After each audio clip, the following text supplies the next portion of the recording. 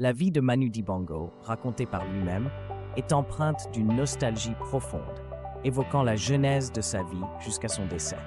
Tout au long de sa carrière, il a laissé derrière lui un héritage musical exceptionnel. Manu Dibango est né le 12 décembre 1933 à Douala, au Cameroun. Issu d'une famille protestante, il a été initié au chant dans la chorale du Temple, où sa mère était occasionnellement professeure.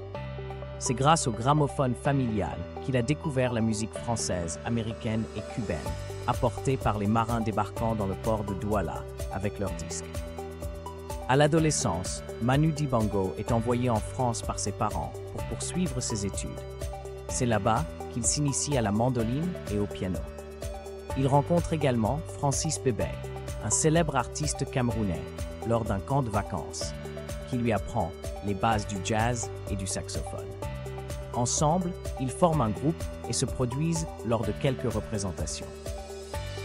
La carrière musicale de Manu Dibango débute réellement lorsqu'il s'installe en Belgique à la fin de l'année 1956. Il joue dans des orchestres, dans des clubs privés et des cabarets, notamment à Bruxelles, où il fait la connaissance de Coco, une artiste peintre et mannequin qu'il épouse en 1957. Son jazz s'africanise au contact du milieu congolais, dans l'ambiance de l'accession du Congo belge à l'indépendance en 1960. En 1965, Manu Dibango revient en France après l'échec financier de son club au Cameroun.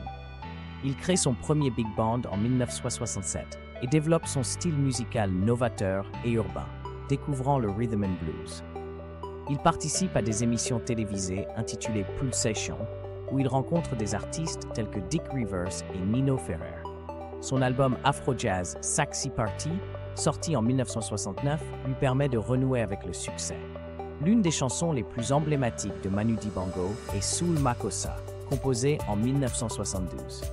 Cette chanson a connu un succès international et a été samplée par Michael Jackson dans son titre Wanna Be Starting Something en 1982. Dans les années 1980, Manu Dibango trouve un accord financier avec Michael Jackson pour l'utilisation de sa chanson dans l'album Thriller. Tout au long de sa carrière, Manu Dibango a collaboré avec de nombreux artistes, dont Serge Gainsbourg.